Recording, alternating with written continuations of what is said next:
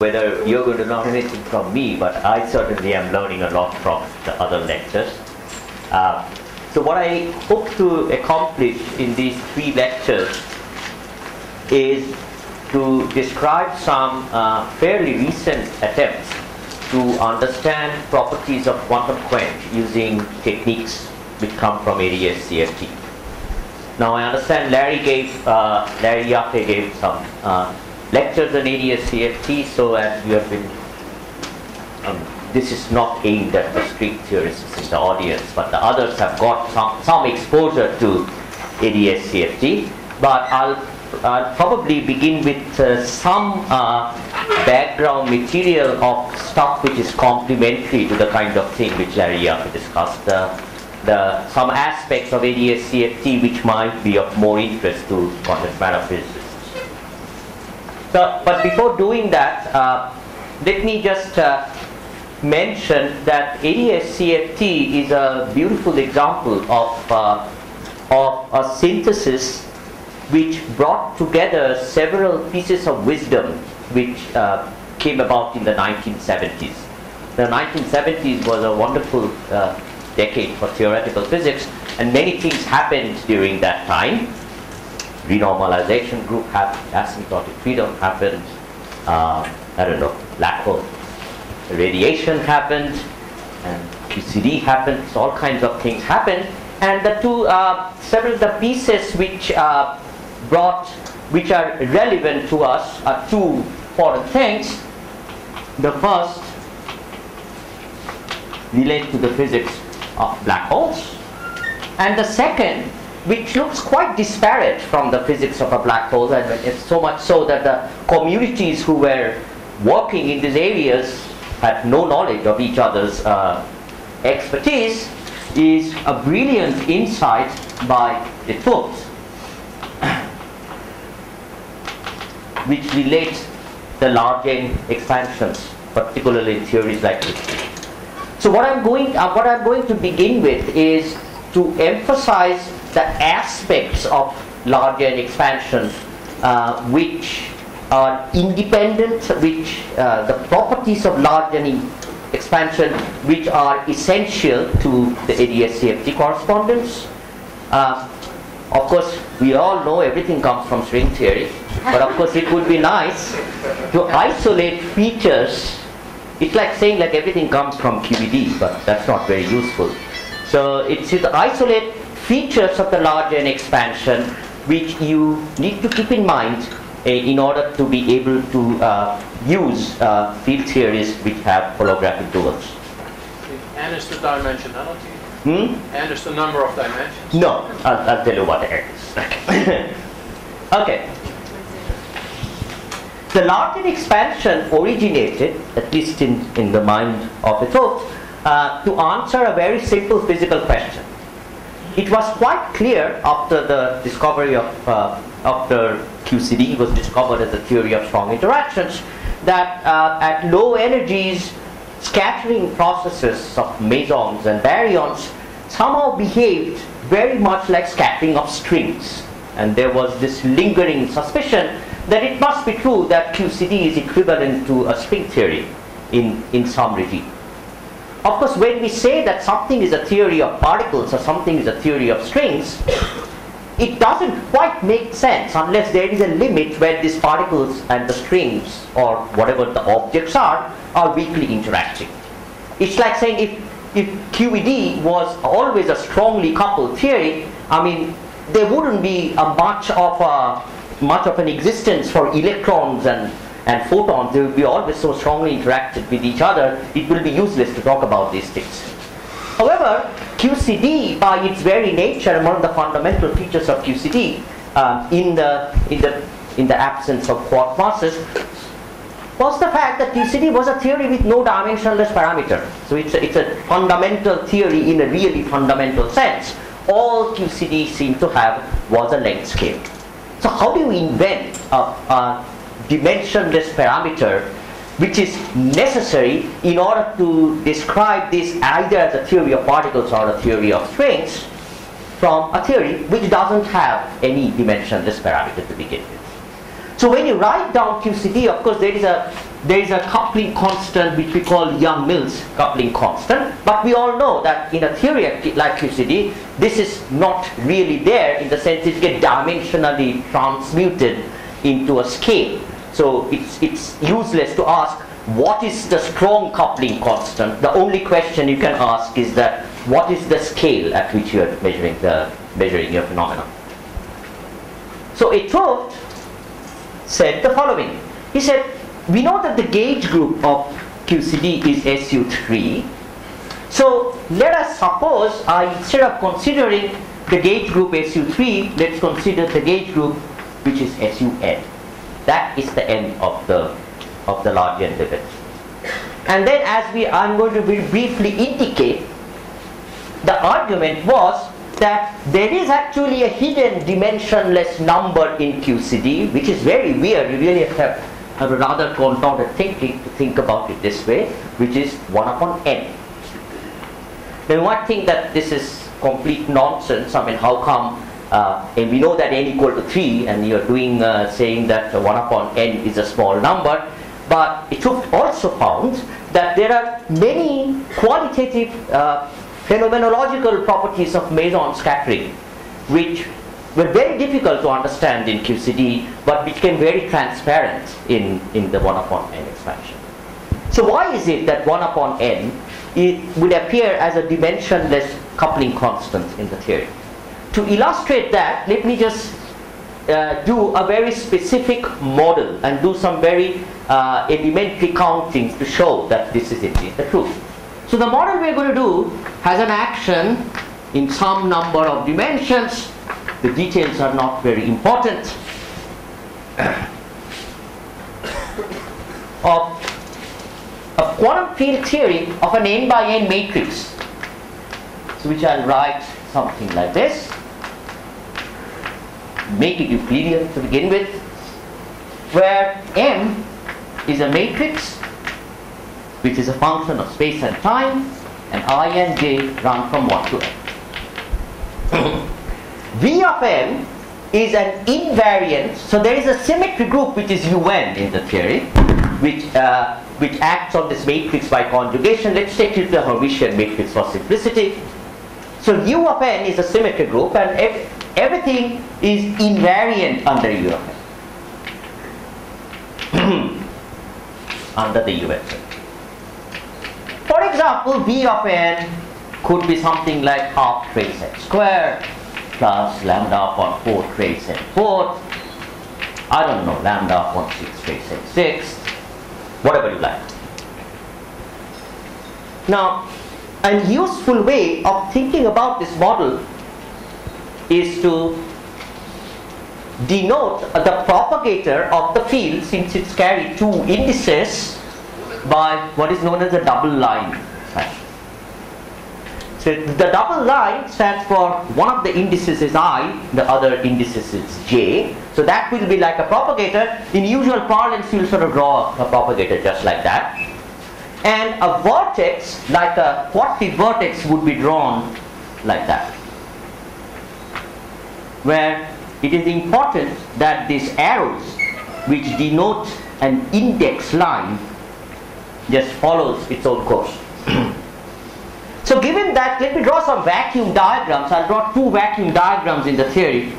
Just for ability to draw the diagrams, let me also have an n cube.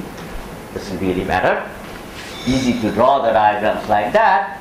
So one diagram I'll draw is like that.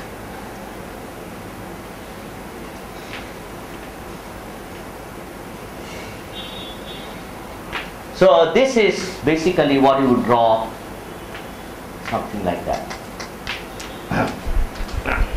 in normal parlance.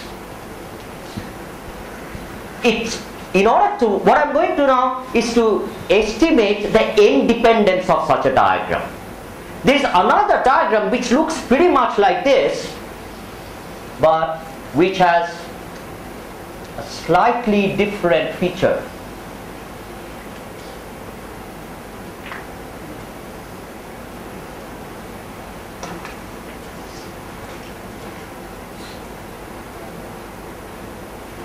The difference between this diagram and that diagram is that even though this has the same phi 4 vertex, but the way the indices are contracted are different.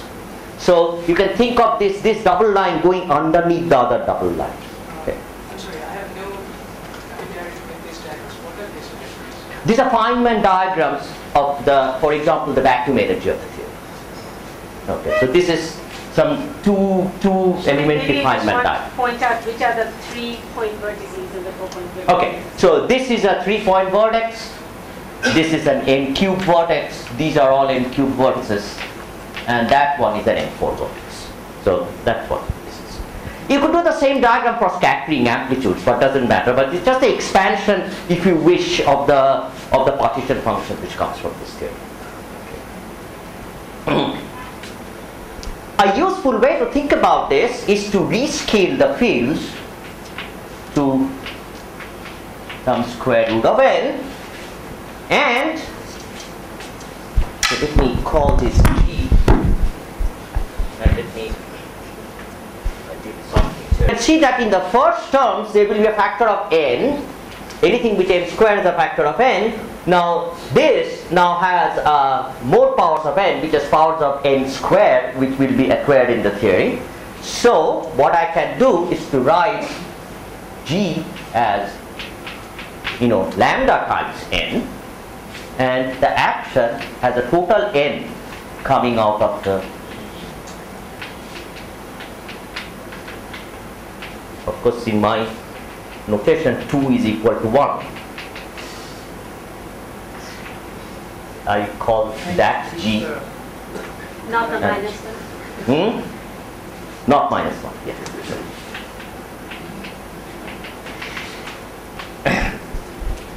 Okay.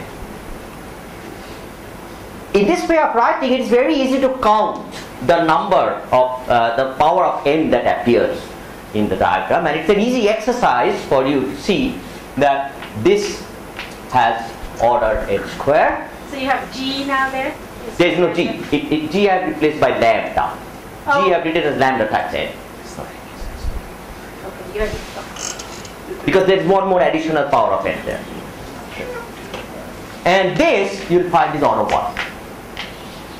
And in fact, it's easy to count the powers of n in this way, because what you can do, what you noticed in a diagram like this is as follows. So every time there is a loop of an index, you have to sum over the index, because you are calculating just the vacuum diagram, right? So you have to sum over all the SUN indices. There will be a power of n. Every time you encounter a propagator, there will be a power of 1 upon n, right? And every time there is a vortex, there will be a power of n. Okay? If there are other vortices like n4, n6, you have to scale the couplings in a suitable way that such that this happens. Okay? So the power of n that appears in this diagram is going to be the number of index loops, I'll call it L, plus the number of vertices minus the number of propagators. Okay? The next argument of it was equally brilliant. He said, let me think of this as if this was a two-dimensional surface where, these are the faces and these are edges which join together faces. So one way of thinking about this, think of this diagram as something like this, as pull this thing out like that. So then you can see that every time you pull these things out, there will be a face out here, and there are 2 others which are hidden. Okay, so there's 1, 2, 3, and the base, 4 faces. Okay, and these propagators are like edges which join together the faces. Okay, so this thing becomes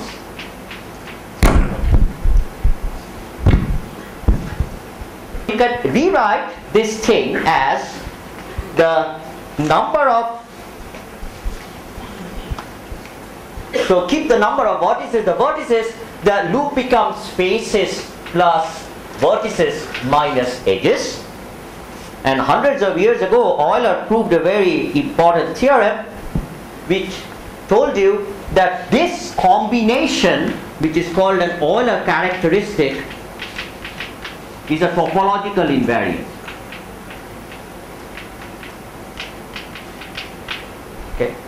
It's a topological invariant in the sense that if you think of this as a tiling, forming a two-dimensional surface with little tiles, you can deform the surface any way you like. You can put any metric on the surface you like. This number is not going to change. Okay? And that is also, for this closed surfaces, is 2 times 2 minus h, where h is the number of handles. Okay, so what is a handle? This thing, you can easily see, I can bend down, and I've drawn it on a board without any problem. So this is what is called a planar diagram. This thing, I drew it on a board, but I cheated because I imagined there was something underneath this other propagator. I couldn't draw it on a board. It's a non-planar diagram, and in fact it has one handle. You can think of this as an handle. Okay? So, all diagrams which are planar, regardless of how many vertices it has, how many propagators it has always the same power of n. Okay, so that was the observation. There is a slight, it's a easy corollary to this observation that I can add to this action. So suppose I take this action and add to this. So whatever I call this action plus n times, what is the notation I wrote? So g times some operator. This is some invariant operator. So what are like invariant operators? Like trace m to the 64 is an invariant operator. Okay. Anything which is invariant under un, it could have derivatives, it could have anything that, so long as it's un invariant operator. J is some, so what I meant by njo is actually an integral, j of x, o of x, dx. I'll call it a source. So if I computed the object which is minus s prime, that is of course the generating functional of connected correlators of this operator O. Okay? But nothing is different between s prime and s. Well, the only thing is that I've just modified, I've just added another term to this which could have been there to begin with anyway. So if I just calculate this object W of J, which is the sum of all connected diagrams, which connected vacuum diagrams of this theory, it will have the same rules of what I just proposed. Or in other words, no matter what, W of J is going to be n to the power of the Euler characteristic. Okay? Now this has a very interesting... For each of the diagrams. For any diagram which has the same Euler characteristic. Up to constants. Yes? Up to constants, right? Up to constants, yeah. I'm not bothered. I'm only counting powers of n. Okay? That has two important consequences which are crucial for the ADS-CFT correspondence.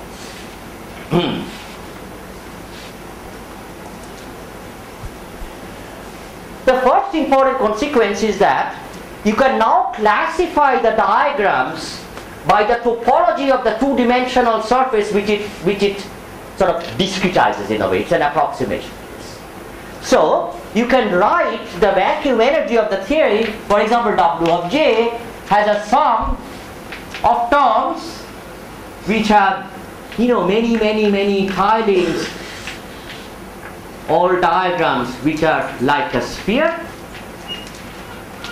plus a 1 upon n square times a set of diagrams which are all tilings of a torus.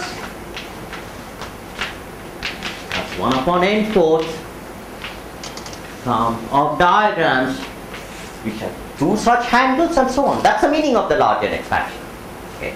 Each of these terms is a sum of infinite number of diagrams.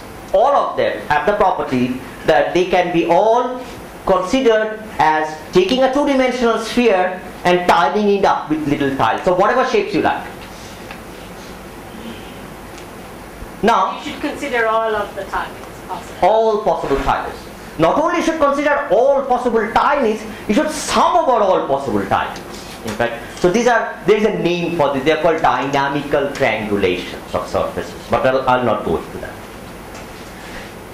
Now this picture happens to be the same picture in string perturbation theory.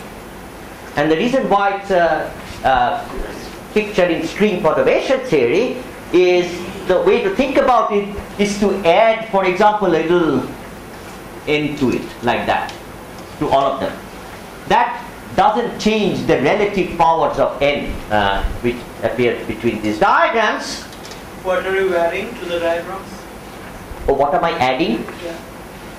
What are these? Oh, these are external legs of this 2-index object, if you wish. I mean, suppose you're calculating a correlation function or some scattering amplitude or whatever it is. This is a theory of, this looks like a theory of strings, because if I had a string and it was happily just moving like this, and I want to calculate the amplitude, that at a given time the string is looks like this round thing, at a later time it looks like this, or the propagator of a string for that matter. This is what I would call a tree-level diagram for a string. Okay? This would appear as an object. I'll deform this a little bit, where this string comes, it splits into 2 strings, and which rejoins and forms a single string. In terms of a theory of string, I'll call it a 1-loop diagram for a string. This would be a 2-loop diagram for a string, and so on and so forth. Okay? So, it's argued, if there was a string theory of SUN gauge, which is equivalent to an SUN gauge theory, it must be true that the string coupling constant must be proportional to 1 upon n, because that's how a loop expansion in usual quantum field theory is described. So that's the first important. Of course, we still have no idea of how to write down this string theory for usual QCD. As we will see, now we know how to write down this string theory for other theories which are similar to QCD. The second important fact comes from the fact that, as is appropriate for a loop expansion, the dominant term in this is of course the first term, which has the largest power of n. Okay? So I have actually said an n square outside of the whole thing. So in the large, so if I take the limit n tending to infinity, and so there was this coupling lambda which was already rescaled, and rescale coupling fixed, then the dominant answer for W of j is order n square. Doesn't matter what generating function you're calculating, it's always order n square. Therefore, it follows that if I calculate the connected correlation function, let me erase this now, of n such operators. So remember, this is the generating functional for connected correlators of this operator O. So if I calculate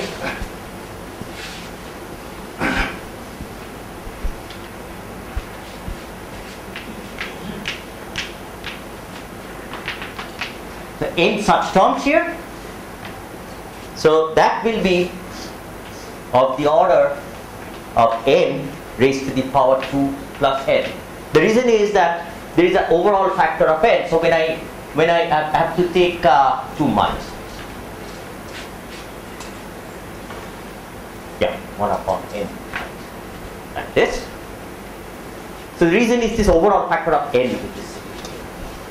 And there is a short exercise to show that if I compute, this is the connected correlator of 2 operators and divide by the 1-point function square of these operators, this will appear to be 1 upon n.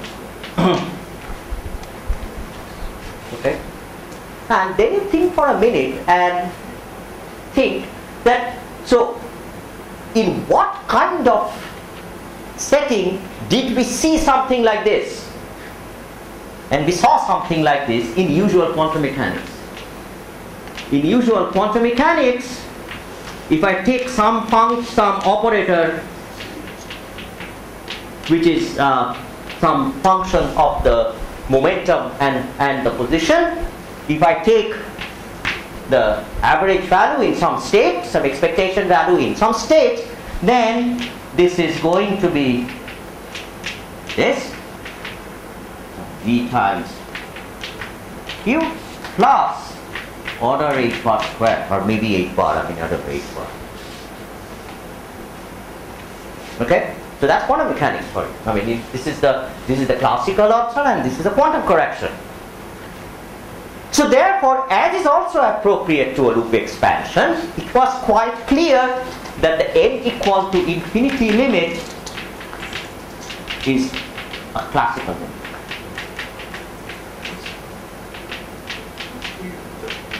What do you mean by classical? It's not true that classically my correlation function always happens. If I compute this in states which are coherent states, Heisenberg coherent states, so you take one of course that's how we take the classical limit, right? So you have to do the same thing for large n. You have to compute state things in the large n coherent states. It's worth noting that actually Larry Haffey, Larry Haffey was a beautiful. Yeah, if you're interested in this, Larry Haffey has a beautiful review article in Reviews on Modern Physics which completely spells this out. What is this limit? Okay, so what this means that in the large n limit there ought to be a rewriting of this theory. In this case I've taken a theory of matrices. Yang-Mills theory is like a theory of matrices, and that theory has to be completely classical in the large n limit. Okay, so that is the thing which I'm going to take away from the from this discussion of large n limit. So the important thing about large n limit we got to remember is this property called factorization in the large n limit n equal to infinity, and this implies there exists an effective theory of invariance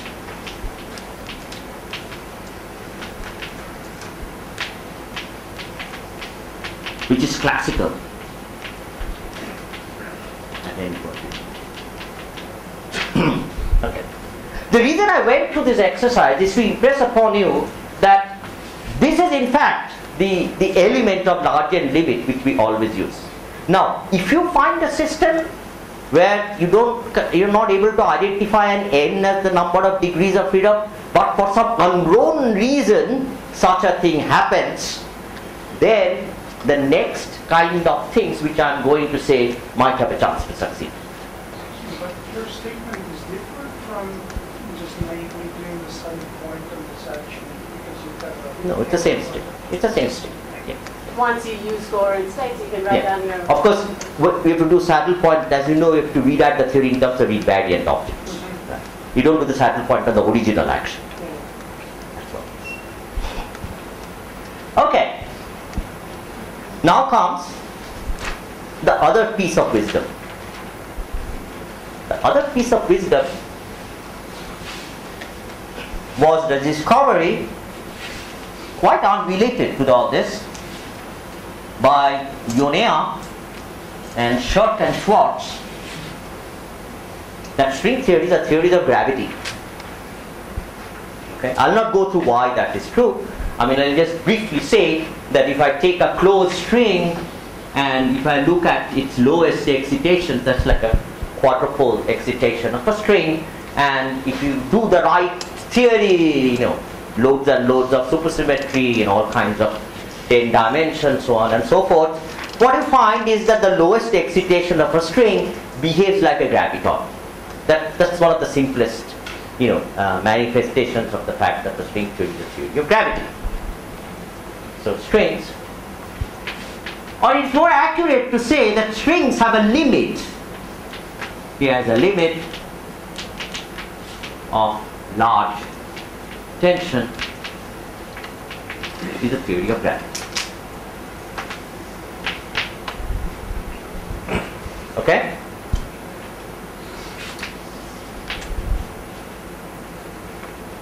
Let me now other part of the thing, the large n gave you some string theory.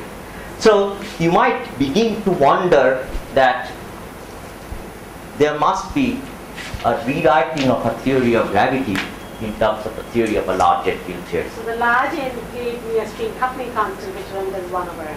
Right. That was the string coupling constant. Of course, all this is just talk.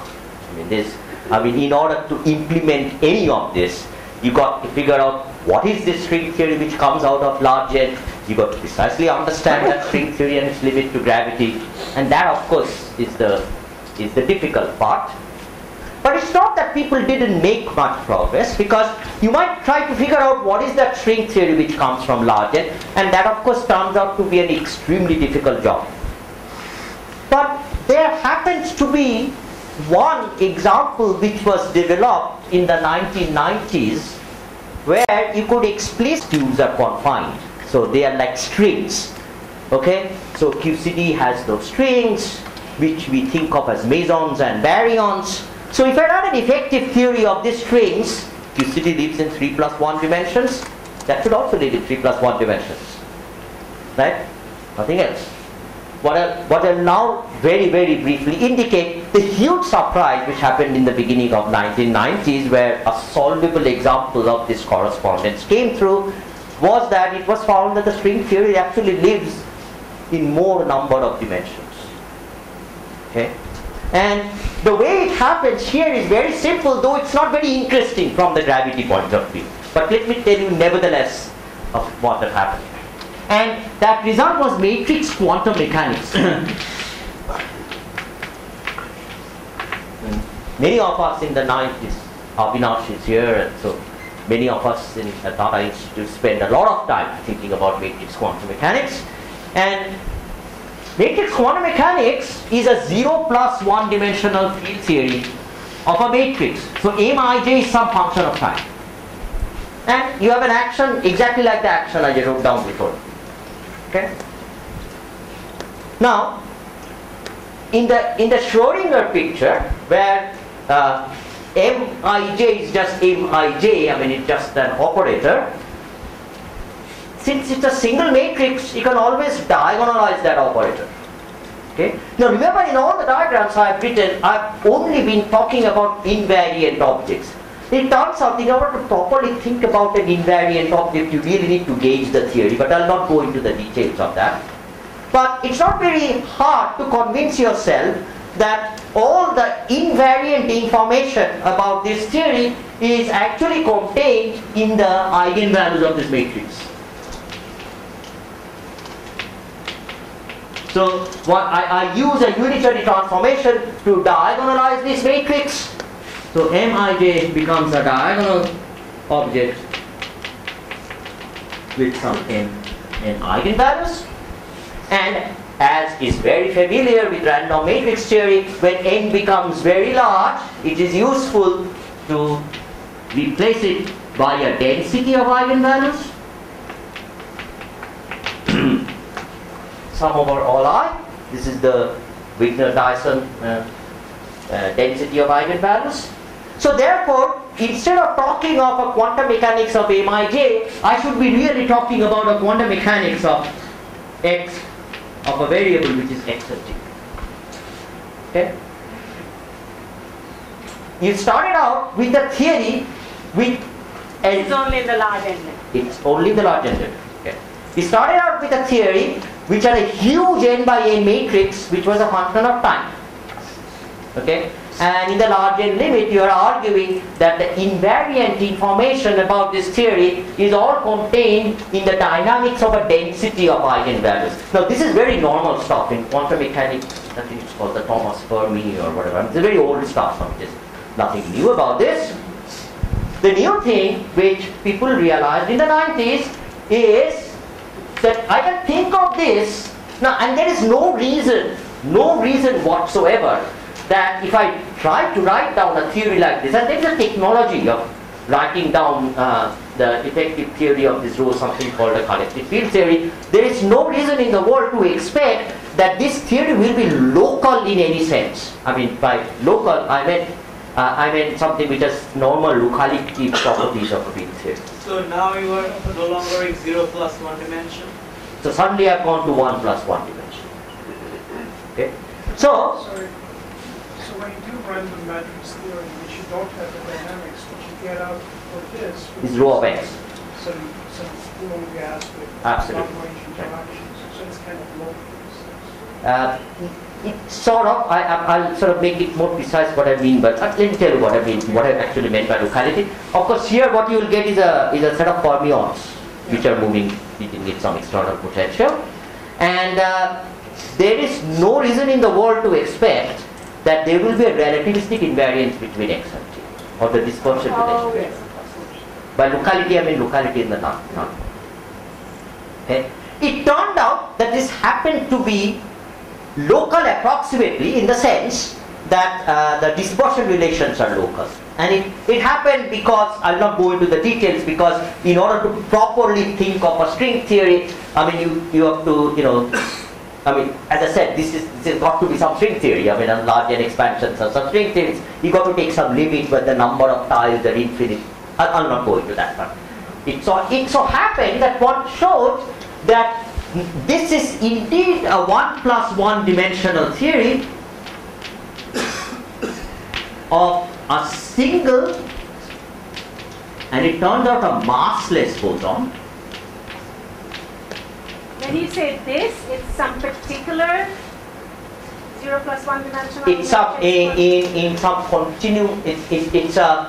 It's not a particular, a whole class of these matrices which have something called a double scaling limit. I mean, there is a limit in which this Feynman diagrams become actually continuous. The number of these tiles becomes infinite, so you can take a continuum limit.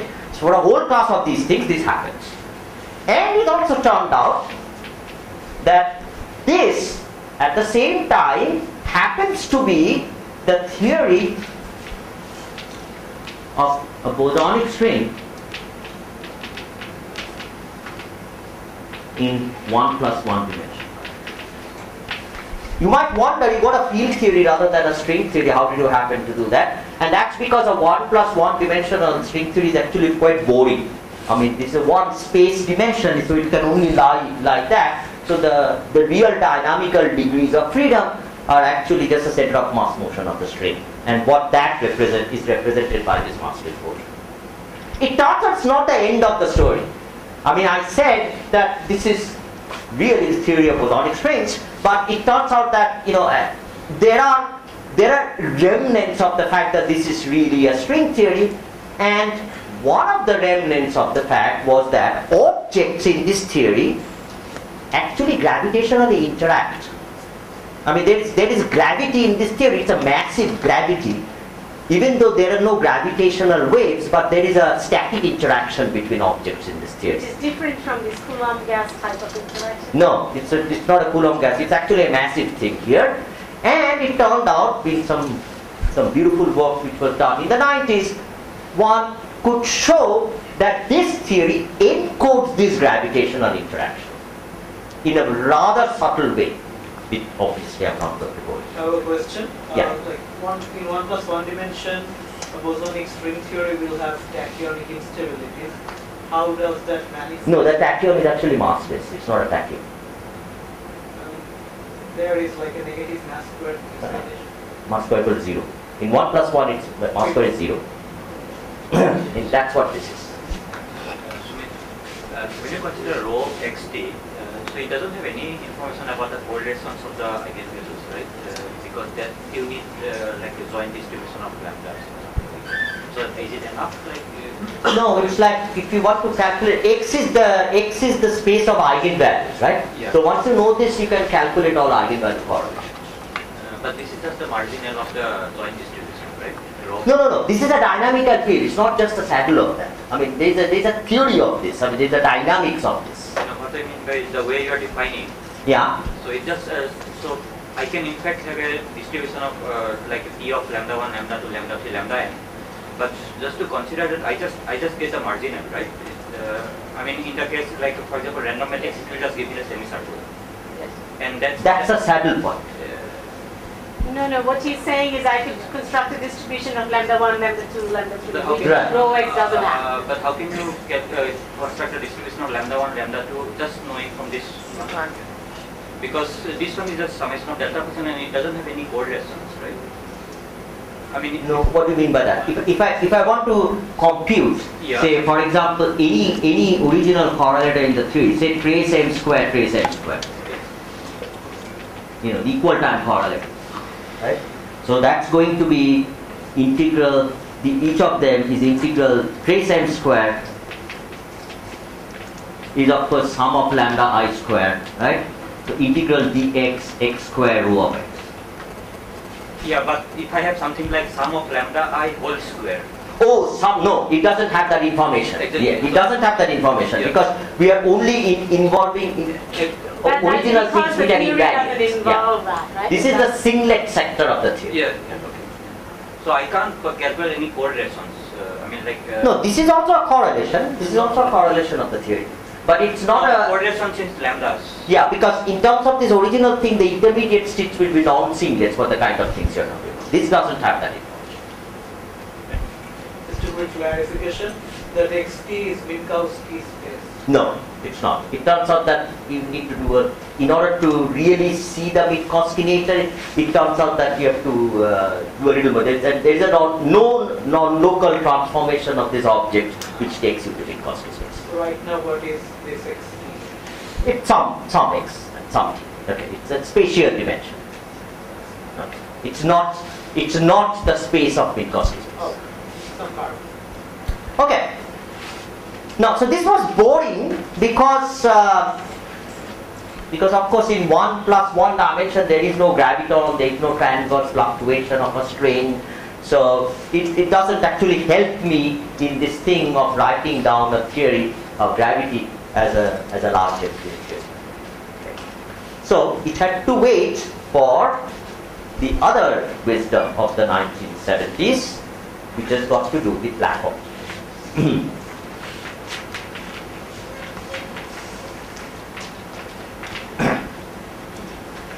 So I started what 11:30? That's 11:35 or something. 45. So it had to wait till people learn enough about black holes. And you might think, what has black holes got to do with all this? I mean, it didn't enter into our discussion at all. And the reason black holes came into the game is as following. So what happened is that in the second string revolution, which was initiated by objects, people realized that I'll tell you everything from the string theory point of view, but my entire aim is to just extract out from that what can be used in situations where you don't need the string theory, because you shouldn't need the string theory to do the kind of things which I am going to do. But I still need to give you this background. So it was realized that so one of the big realizations in the middle 90s was that string theory is not just a theory of strings. No, there's not much to say about that, in the sense that typically a field theory is also not typically a theory of particles. There are other objects in a field theory. There are extended objects like solitons. There are things like vortices. You know, all kinds of things are there in a typical field theory. And similarly with string theory. And they have these objects which are called D-branes. I'm not going to tell you much about much about D-branes, except I tell them that these are extended solitonic objects in string theory. So these are extended solitonic objects.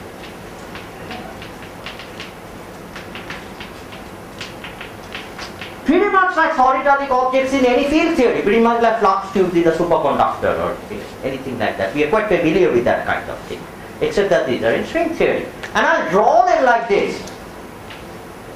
So this is an object, it's like I've drawn it as a two-dimensional thing, but of course string theories are very perverse mind, so they live in 10 dimensions. So you can have objects of various dimensionalities, 2, 3, 4, 5, 6, 7, 8, 9, whatever.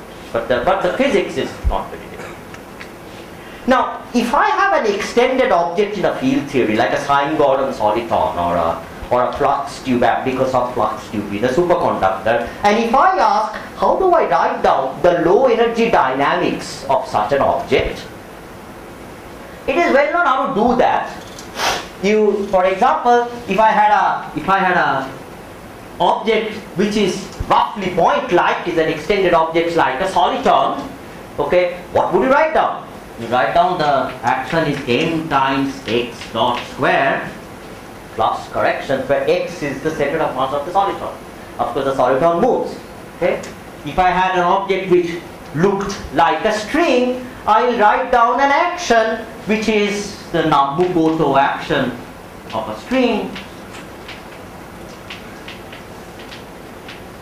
And of course, in a field theory, there are well-known ways of how to start from the field theory. It's called the method of collective coordinates, where you start from the field theory and derive such actions, which describe the dynamics of these objects.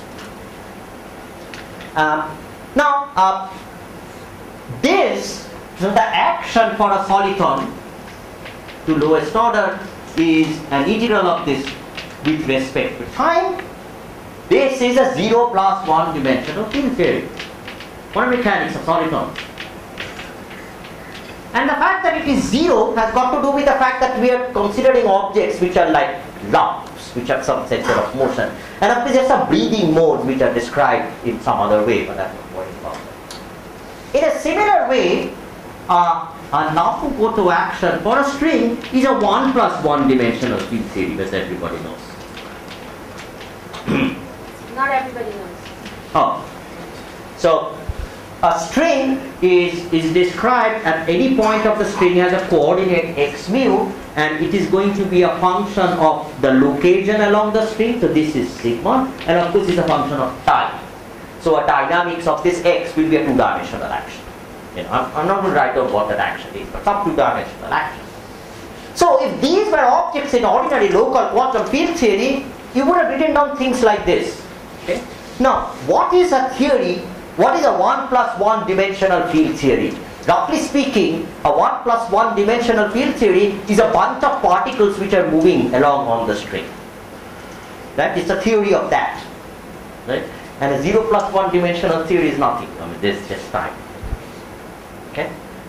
But these are objects in string theory. These are not objects in field theory. So it's natural to think that the dynamics of this object would be given not by particles which are moving on this object, pretty much like this, but strings which are moving on this object. Okay, so this I can think of as a theory of particles in 1 plus 1, in moving in one space dimension. I mean, if you were thinking of a membrane, that could have oscillations which are transverse as well as longitudinal, and you'll have something else. In fact, it's a useful thing to think of a membrane. A membrane can have oscillations which are transverse to its stationary position, and it could also have oscillations which are longitudinal to this position. And it turns out the objects which are transverse are represented by scalar fields which are living on the membrane, and the oscillations which are longitudinal obviously represented by vector fields on that membrane. So the picture of D-branes was that they were like open strings which have endpoints on the brain, and you write down dynamics of this. The strings are moving, they're hitting each other, breaking up, doing all kinds of things, with only one condition, that their endpoints are always restricted to move on these D branes. Okay? So this is a theory of open strings.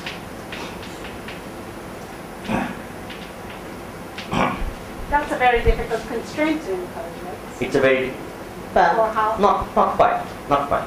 Or, sorry, so for solid things I understand what happens, but for 2D brains when they meet what happens?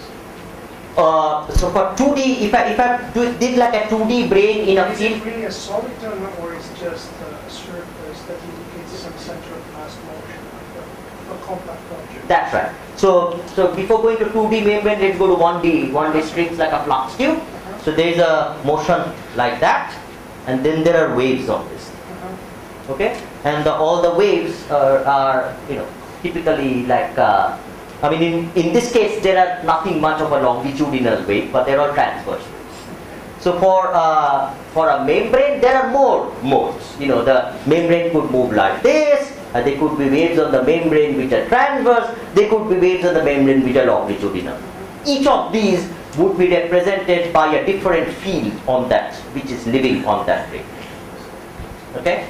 So here all I am doing is I've taken the word particle to the word string. So therefore, since a field theory is a bunch of many particles moving on space, I said it's a many strings moving on this. Okay? So this was Polchinski's actually construction. Typically in a field theory we start with the theory, construct the soliton and derive this thing. In string theory, like many other things, it went in the reverse. We first actually constructed the effective theory of these open strings, and that was the theory of the string. But now something remarkable happens, as pointed out by Witten, is that if you put two of these together, if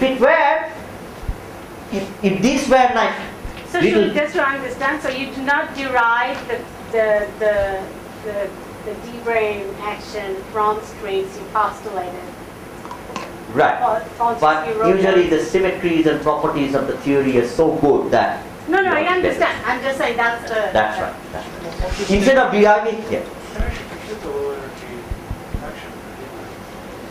You can of course compute the low energy action for D-brains, but you're not starting with closed string field theory and deriving that. That's what I meant by saying. Where Sine-Gordon theory, you can start with Sine-Gordon theory, derive the soliton and calculate. That's good. That step is not there, of course. But we don't need that step. Yeah, What distinguishes the D-brain from the membrane? What gives you these extra? So the extra thing is because the underlying theory is a theory of strings. What for usual membranes in a field theory, in a liquid or something like that, the underlying theory is a local field theory, which is a theory of particles. So what can the particles do? They can go up and down the membrane. But here the underlying theory is a theory of strings, and the strings can go up and down the brain. That's the difference. And now if you put two of them, you get something drastically new, which could you have never imagined if you started off with the field theory. And the drastically new thing is that if you think of the kind of things this can have, if these were like particles moving, there will be a bunch of particles moving on this, and a bunch of particles moving like that. And as I said, if these were extended objects, there would be some longitudinal fluctuations, which would be represented by some gauge field called mu.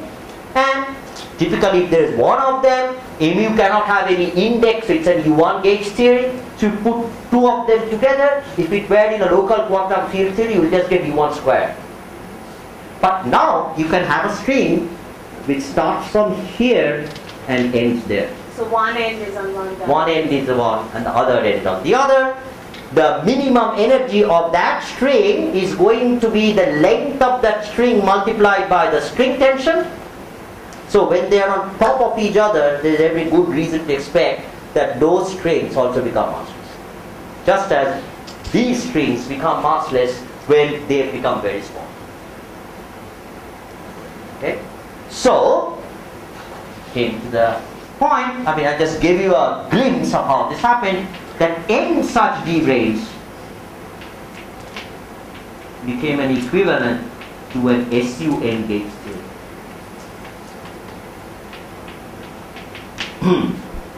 So that's how gauge theories come into the game. How does a 't Hooft limit come into the game? That also is actually quite simple.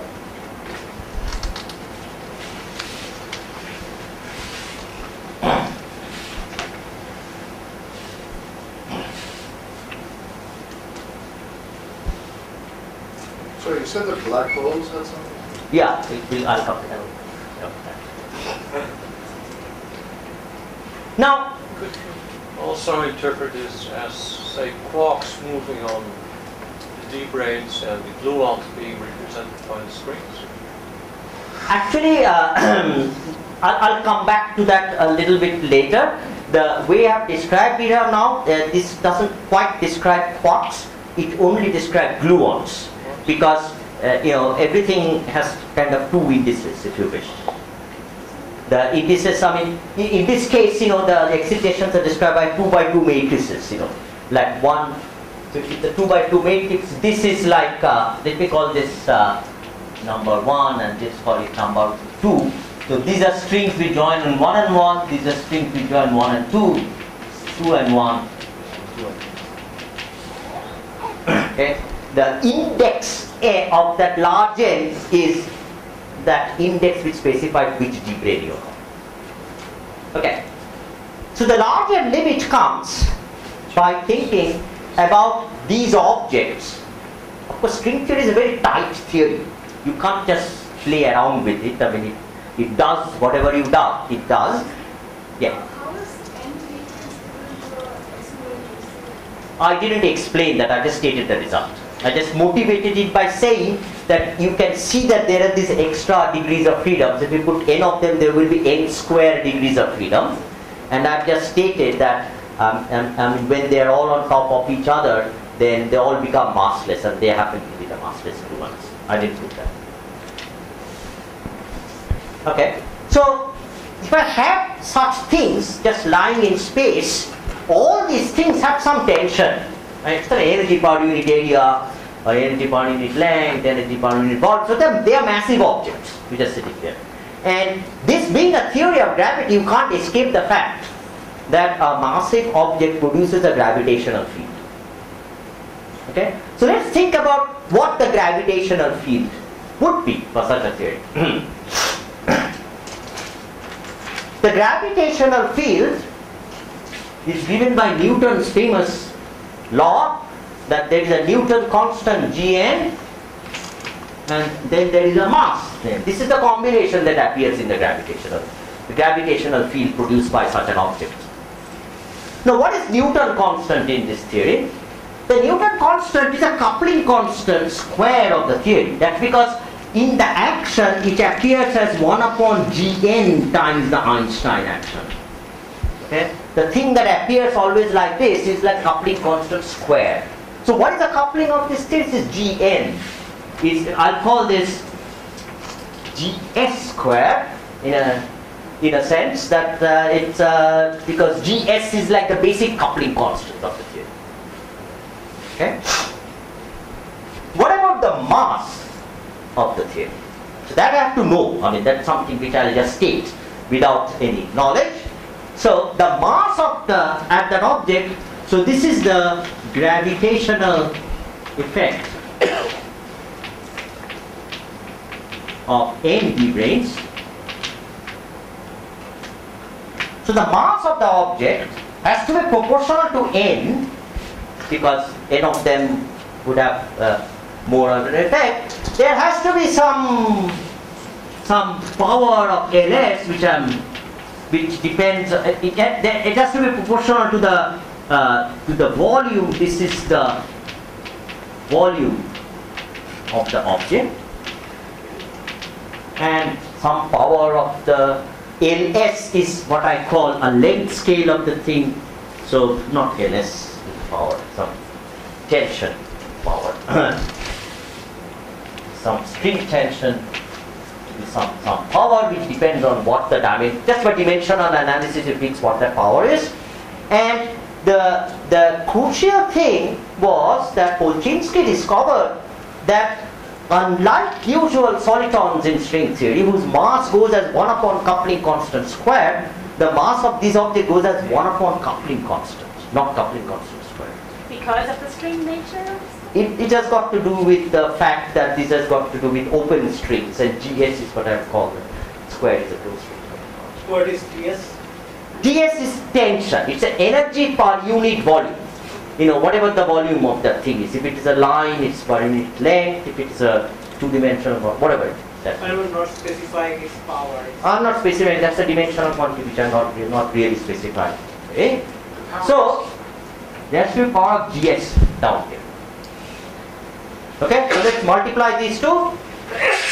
So Gn times n is GS square, n by GS, and then there is some volume as expected at TS raised to some power. So, cancel this out and write GSN. And then you start thinking about that, suppose I want this to describe. No, gravity is something which I basically know at the classical level. I don't know much about gravity at the quantum level. So let me try to go to the regime where I can describe these objects classically. So when can I describe these objects classically? So the classical description, of course, happens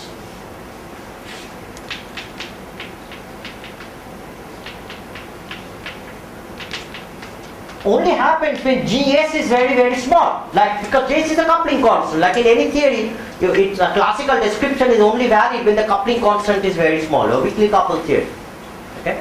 But of course, if I take GS to be very, very small, this object which controls the gravitational field of this collection of d-branes is also very, very small, unless I take n very, very large, such that GS times n is finite.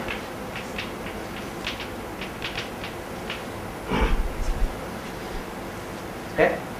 Why are we not fixing the power of the I'm not fixing the power because I didn't tell you whether it's a 2-brane or a 3-brane or a 4-brane. But we can do a dimensional analysis and fix. Absolutely, because you are dimensional analysis and fix the power.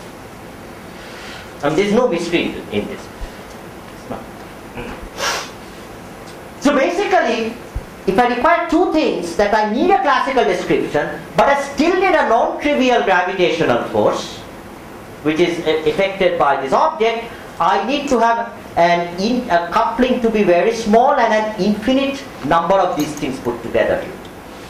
So that is this limit.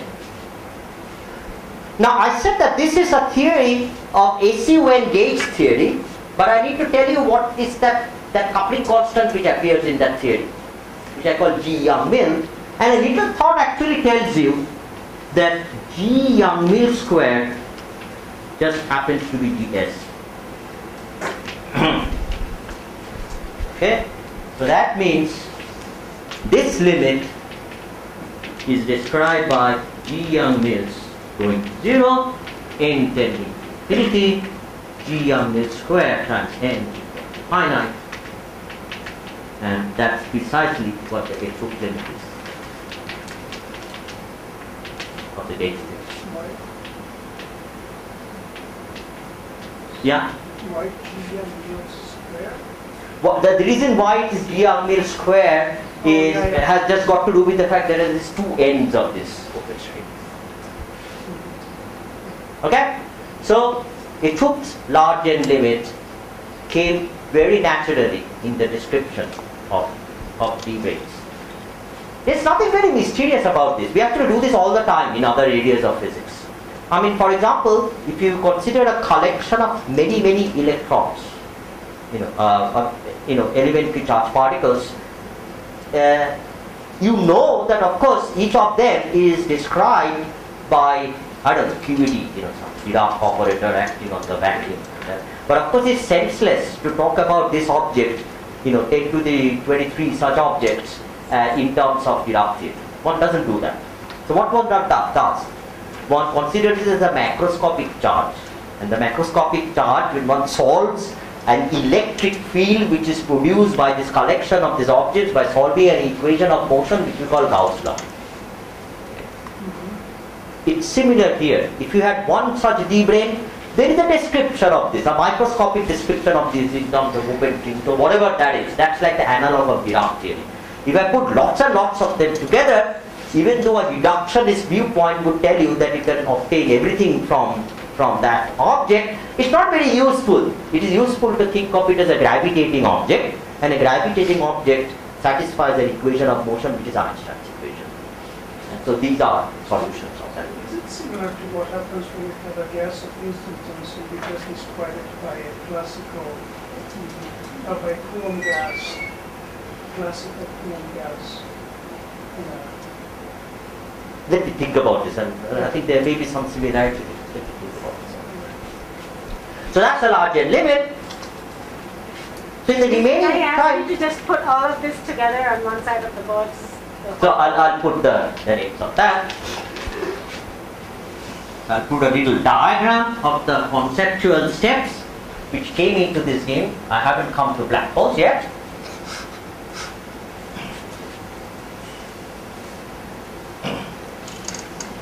So I started out by doing large N and argued that it's secretly a theory of strings. And then in a completely direction I started out with strings and obtains which are theory of D-branes. And I thought in a limit it actually became a large N.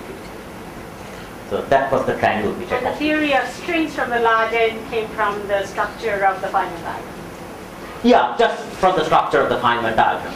Okay, it's a rather none of this is a derivation, No. but you know it's a kind of a logical circle which is useful to keep in mind. Okay, the next step The involves last arrow is when you have lots of people. when you have lots of people, then it again becomes a large N.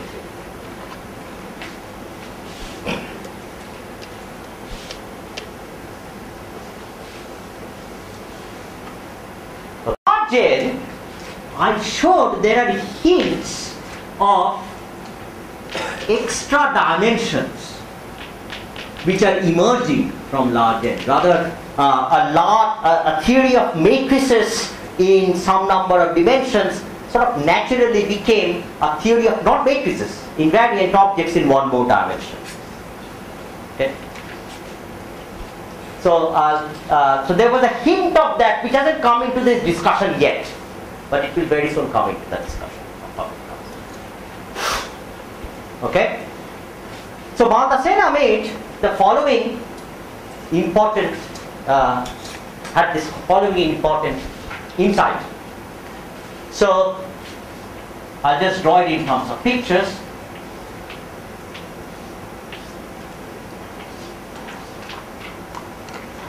This is some large number of some D-branes of some type. I'm not going to specify what type it is. And there are this the dynamics of that. There is a theory of that, pretty much like Dirac theory of electrons, which consists of these open strings which move up and down, and this open strings move up and whatever it is. Okay. And I said to put a lot of them together, it is useful to think of these things as actually a source for a gravitational field. Okay, which solves the Einstein equations. So there is one description which looks like this, and there is another description which looks like a blob, and there is some gravitational field. So this is some gravitation.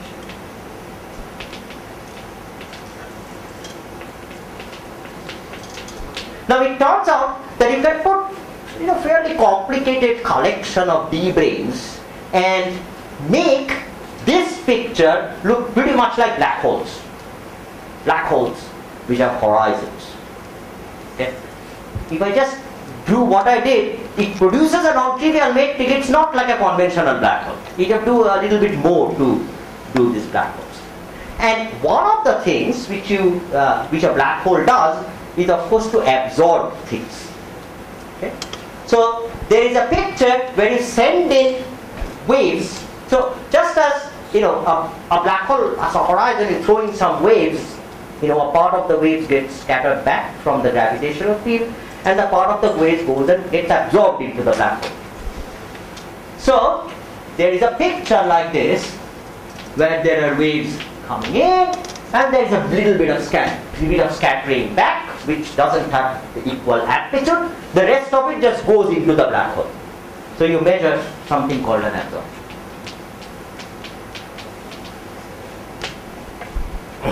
Are these the so-called black brains? Whatever, black brains, whatever, black objects, whatever. Something which absorbs. I don't really care what these are. Okay. Just as it does for black holes, by black holes So you were talking about the dynamics of the strings separately and the dynamics of the D brane separately. Both can have dynamics, right? The dynamics of these open strings is exactly the dynamics of D branes. That's how you describe the D branes. Dynamics. I mean, D branes are not dynamical objects. Just the strings on the D branes are. Well, D branes, strictly speaking, are also dynamical objects because the D branes themselves can move. But usually they are so heavy we ignore those things. But you can think of oscillations of this. It's like if you have a very heavy string, that can also move. So that's a dynamical object. But the important oscillations are low energy waves which are moving on that string. So those are the things which are described by these open strings. And where do we get the black hole from? So the black hole just comes from the fact that if I put many of these things together, I could work infinitely hard with this complicated theory of open strings and calculate everything. In physics, it's a senseless thing to do. Right? I mean, it may be in principle possible, but that's not true. Just as if you have a whole bunch of 10 to the 20 electrons, you don't write Dirac Hamiltonians and interactions and solve for that. You never do that, right? So what do? You write down, you describe it as a macroscopic charge object which produces a macroscopic electric field. How do you obtain the electric field? You solve Gauss law to obtain the electric field. Similarly here, if you put lots and lots of them together, it is sometimes not very useful to think of it. It is important to have in mind that there is such a description in the microscopic description, but the microscopic description is not very useful. It's better to use it to think of it as a source of a gravitational field. That is the picture which I call black holes. Okay. I've used black holes in a very generalized sense. A black hole is really an object which has a big horizon and things like that, but doesn't matter. Think of these as sources of gravitational fields, whatever that is. Even for those, there is this picture, you throw in some waves, part of it is getting absorbed and part of it is getting reflected. Okay? Okay. Last question. So strings are absolutely separate. So they have independent dynamics independent of the D branes. So what is the microscopic, what is the D brane at microscopic level? If that's the right question to ask. I think that's Maybe. not right. The point is that if I think of the small fluctuations, say, of the transverse motion of the D brane, a single quanta of that is a string. Yeah. Okay. So the strings are just the quanta of the dynamics of the D brane. Strings are the dynamics of the D brane. Maybe he's talking of the overall dynamics. But that's still, It's some mode. Coherent state. Yeah, coherent state of things, right. So Maldacena thought about this picture in a slightly different way, which nevertheless turned out to be very insightful. He said, what is happening here when I talk of gravitational waves, which are, coming onto this object, right? So these are like little gravitons, if you wish, very far away, okay? And there are these little gravitons, they are coming into this object, and getting some of this is absorbed by this object. Alternatively, to think of it, of dividing this thing, and this is actually a direct translation of the way actually people do these calculations. These calculations of, it's a classical calculation of scattering by gravitational objects. You sort of break this up into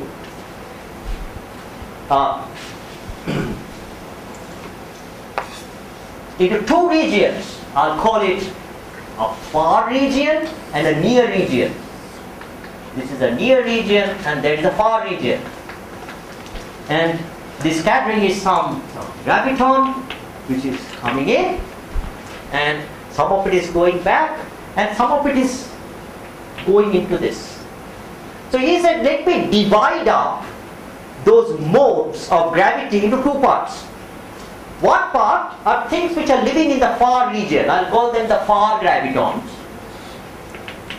And one of them I'll call the near gravitons. So you can think of this absorption process as a conversion of far gravitons into near gravitons. And the precise mathematical calculation of this process is a calculation of the conversion rate, if you wish. I'm going into that.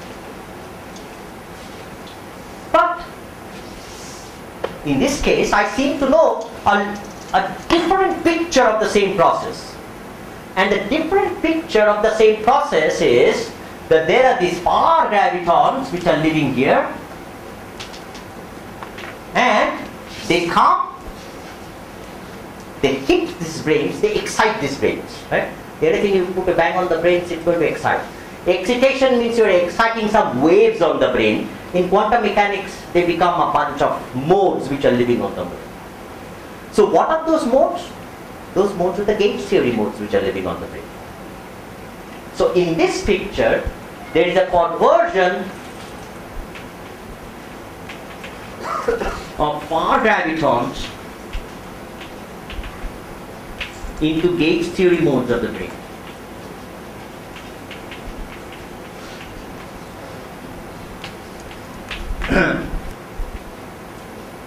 Okay? Now, it turned out that calculations which Avinash and Penkar and Gautam, myself and Sumit, Mathur and many other people did, Klebanov and collaborators did, is to do a very naive-minded calculation of this using Feynman diagrams. After all, this is a conversion of, it's like saying that you have some photon which is breaking up into electrons, if you wish. So we know what the interactions are, that you can calculate this diagram, so that gives you a rate for this conversion. This was a classical calculation, and these two calculations were in exact agreement. So they must be describing the same physics. Okay? And if they are describing the same physics, since this part is common to both of these pictures, the far gravitons, it is likely to be true that I can replace the theory of these near gravitons by the gauge theory which is living on the surface. Okay, so that was the argument. So, yes? If you're in the string theory picture turning far gravitons into gauge theory modes, does that mean you're somehow turning closed strings into open strings? Absolutely. Closed strings are taking over. So, the claim was, roughly speaking, that you replace the near region, I call it near horizon region, because it turns out that these objects have a sort of degenerate horizon, but since some horizon region modes of gravitational field must be equivalent to a large M theory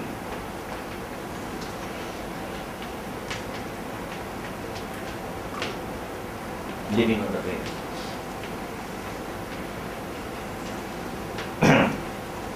A large M theory living on the brains have objects which have like a gauge field, which have like two indices, I, J, running from 1 to n.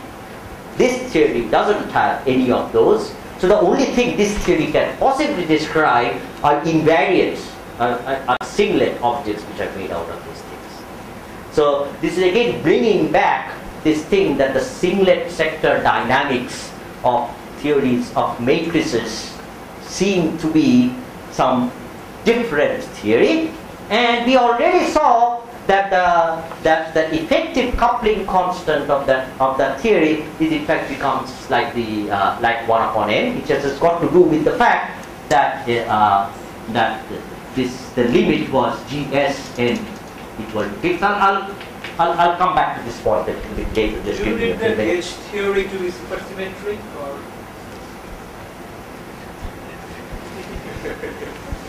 Yeah. You want to put supersymmetry. That's when these things can be sort of rigorously argued. But I think the physics really doesn't depend on that. That's not the essential part of the physics. It's important to have examples which are controlled and supersymmetric and show all this, but it's not really essential. Okay. So let me now state this very precisely, the precise statement. So this is, so I'll tell you what ADS and CFT, the words come from. It turns out that for a large class of such examples of D brains, for M brains, various kinds of objects, the best known such equivalences are known when these spaces are anti-de Sitter spaces, which I guess Larry Yuppie explained to you what anti-de Sitter spaces are. And it turns out that the useful known things of these gauge theories are examples where these are actually conformal invariant field theories. So that's why this is called an ADS CFT correspondence. But that's where it comes from. To be more precise, the simplest example of this correspondence has got to do with a collection of n D3 branes, the near horizon geometry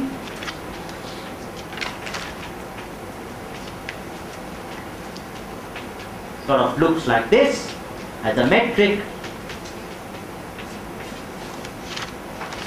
Sorry.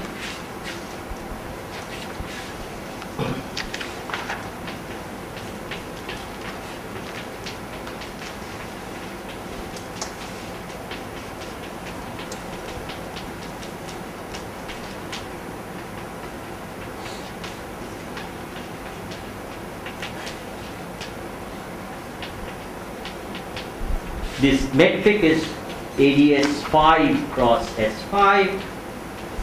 This part is the ADS 5 part, and the rest is a 5-dimensional sphere, where this object R is a length scale, which in units of a fundamental length scale in the theory, which I call the string length, is related to the Yang-Mills coupling constant of the theory of this n D3 branes. Is the same n out there, and the string coupling constant, as I mentioned, the square of the Yang-Mills coupling. What's your R variable, Sumit? So small r is some coordinate. Yeah. So that coordinate goes from 0 to infinity. I'll call this horizon. It's a Poincare horizon.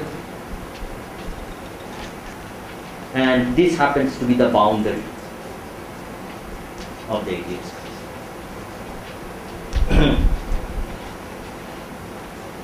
Okay? So therefore, you can see that the Etup limit is G Yang-Mills squared 0 n tending to infinity, as you would have expected. This will be fixed.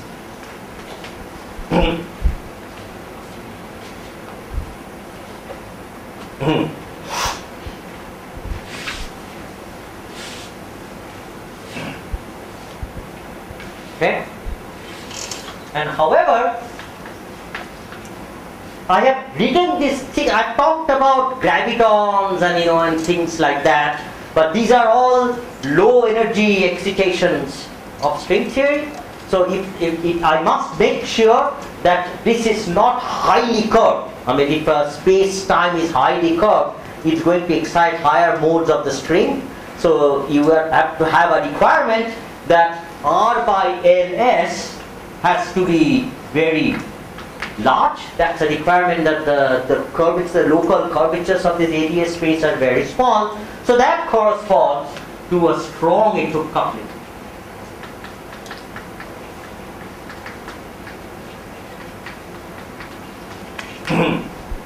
So this is the origin of the fact that here is an example of a strongly coupled. After all, the Feynman diagrams, as we have just seen in our example for the matrices, it is combinations like this which appear as the effective coupling constant. So there is an example of a strongly coupled field theory which is equivalent to a theory of gravity which is living. The field theory is living in 3 + 1 dimensions, 3 space and 1 time.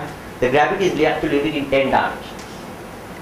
5 of them are compact, so the number of effective is non-compact dimensions are 5. So all the elements have come together. Large n connected to strings, large n giving rise to extra dimensions, and strings connected to gravity in a very beautiful way. So this is a strongly coupled gauge theory. It's a strongly coupled gauge theory which becomes a theory of gravity in this instance. By gravity I meant typically string theory has loads and loads of fields. So there is also graviton, there are scalar fields, there are tensor fields or whatever. There are a bunch of modes which are normal sort of like field theory objects. This limit, intending to limit, is a classical limit, as we argued, because this is the same as GS, and GM square L equal to fixed means that the H bar of this theory, I mean the coupling constant of this theory, GS, is actually 1/n. That's exactly what found in the standard diagram for the N. So what needs to be large is the G angle square times N. That's your... Yeah, that needs to be large and this needs to be 0. That needs to be. Okay. Now, I'll finish today by another. I'm just trying to give the sort of basic ingredients of what I'm going to talk about in the next few lectures. The next ingredient which I will need a little bit is, now I should just say that there are lots and lots of examples of these things by now which are known. Some of them are very controlled examples which of course involve supersymmetry and things like that. But as I guess, so Larry talked about conformal transformations in ADS and all that, no? So I should mention this fact. In all these calculations, so ADS space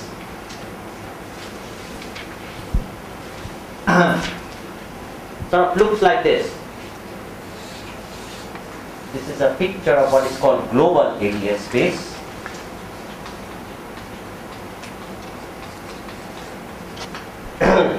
Where this is time, the metric of global ADS space looks like this.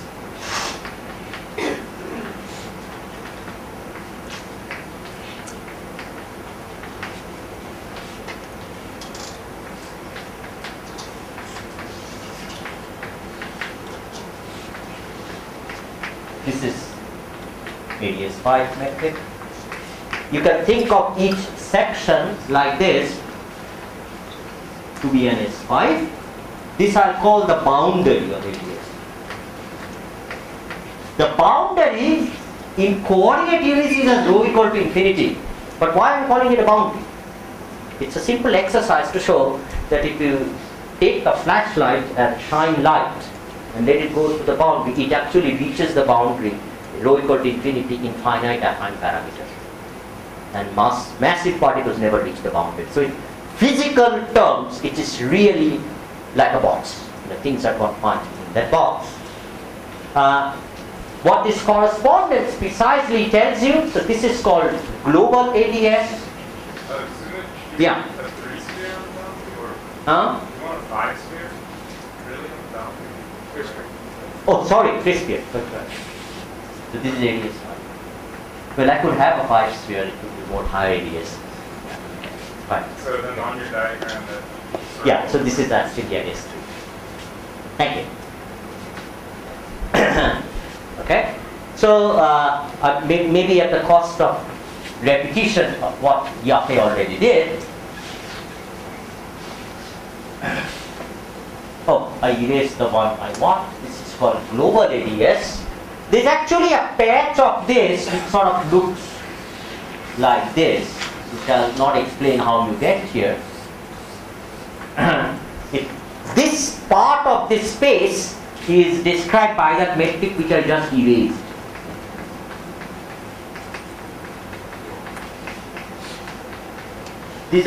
They're complicated transformation between these coordinates.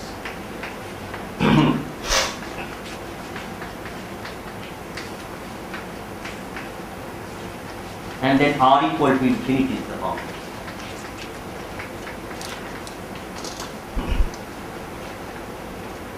Okay.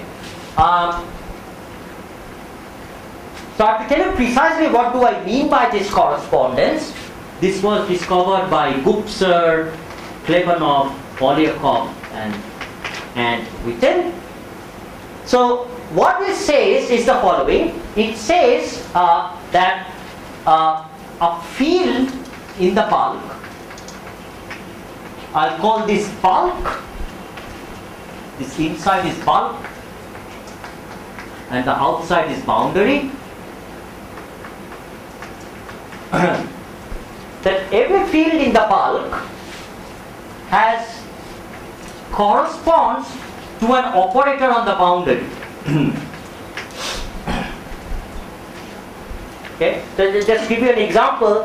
So I talked about gravitons, but there could be many other fields in the bulk. Let me talk about the simplest example, which is a scalar field in the bulk. A scalar field in the bulk is a function of r, x, and time.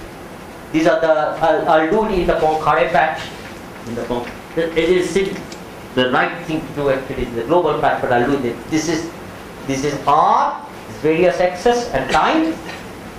It is dual to some operator, a scalar operator, which is the function of x and time.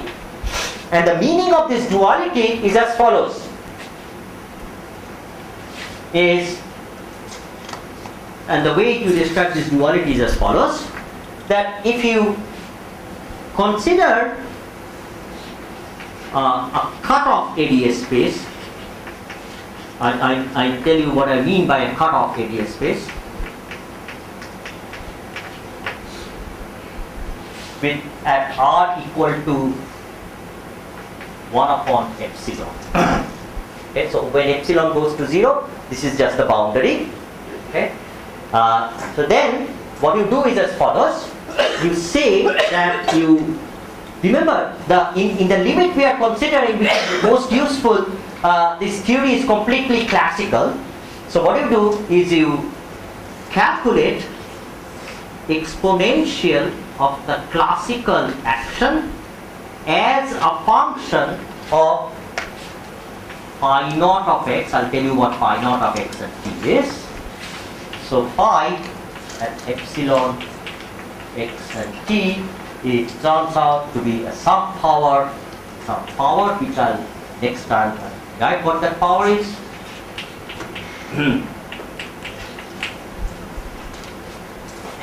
Is equal to, so this is an object where I take the action in the bulk, I solve for the classical equations of motion with this boundary condition and some regularity condition in the interior.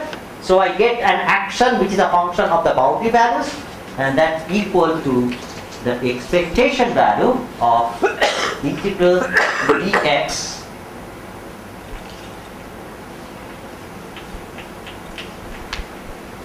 actually use a different notation. Let me just call it this to phi naught. Put the epsilon here. Our